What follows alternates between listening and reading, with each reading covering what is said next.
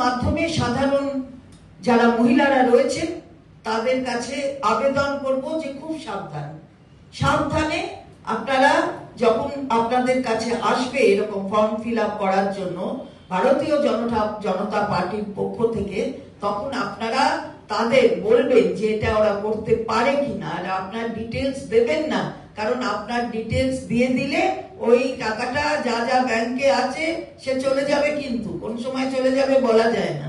ফলে আমরা এর তীব্র বিরোধিতা করছি এবং এটা রিপ্রেজেন্টেশন অফ পিপলস অ্যাক্টের সেকশন 123টাকে ভায়োলেট করছি।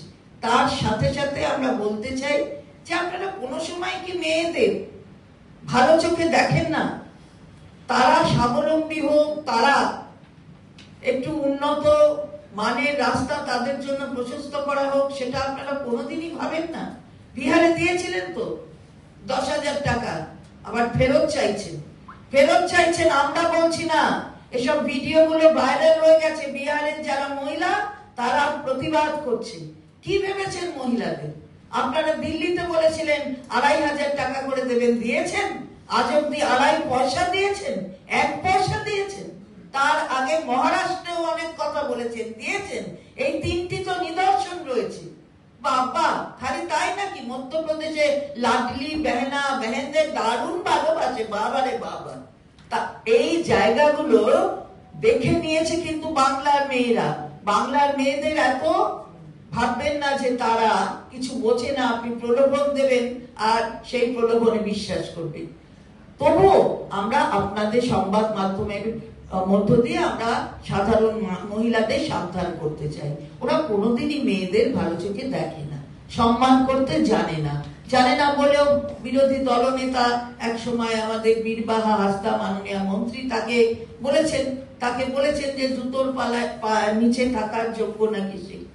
তারপর গিরিরাজ সিং, কত রকম নারী বিদ্বেষী মানে অদ্ভুত নোংরা ভাষার কথা আমাদের মাননীয় নেত্রীর প্রতি, তার সে কুভাষা যা আমার মুখে আনতে আমার লজ্জা করে, এই ধরনের ভাষা তারা ব্যবহার করেছে। ফলে তারা কি চোখে দেখে সবাই জানে। আর এই তো সেদিন, এই তো একদিন আগে কি বললেন মাননীয় স্বরাষ্ট্রমন্ত্রী? এই দিদি, বাবা হয়ে গেল মাননীয় প্রধানমন্ত্রী দিদি হয়েছিল। ওনার আবার আরেক স্টেপ এগিয়ে গিয়ে এই দিদি, বাপরে, কান খোল কর শুন লিজিয়ে। আরে কান খুলে আমরা শুনছি, এবার কান খুলে শুনিয়ে দেবে বাংলার মানুষ। মহিলাদের এই ধরনের অসম্মান করতে যাবেন না।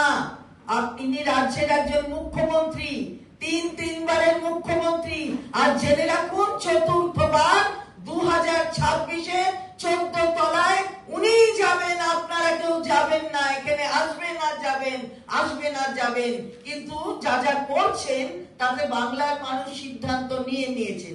ফলে এই ধরনের কথা বলবেন না। আমরা তাই বলতে চাই, সাধারণ মহিলারা তারা ইতিমধ্যেই বুঝেছেন, তারা ইতিমধ্যেই জানেন যে কিভাবে মাননীয় মুখ্যমন্ত্রী তাদের সঙ্গে রয়েছেন। লক্ষ্মীর ভান্ডার শুধু নয়, কে ভেবেছিলেন যে কন্যাশ্রী মেয়েদের পড়িয়ে নিয়ে এগিয়ে নিয়ে যেতে হবে? কে ভেবেছিলেন যে তাদেরও যে পড়াশোনার ইচ্ছা সেটাকে তাদের সেই ক্ষমতা দিতে হবে? কন্যাশ্রী আজকে বিশ্বে বন্দিত হয়েছে। আর কে ভেবেছিলেন যে একটা মহিলার তার বাড়ির কেউ মেয়েকে বিয়ে দিতে গেলে একটা রূপশ্রী, তার মনে হয় কি না তার প্রতিবেশীকে একটু আনন্দের খবরটা দিই, এবার আনন্দের সঙ্গে যুক্ত করি, তার জন্য সরকার রূপশ্রী দিয়েছে। কে ভেবেছিলেন সবুজ সাথীতে মেয়েরা সাইকেলে তাদের স্কুলে যাবে, কলেজে যাবে? কে ভেবেছিলেন? একটা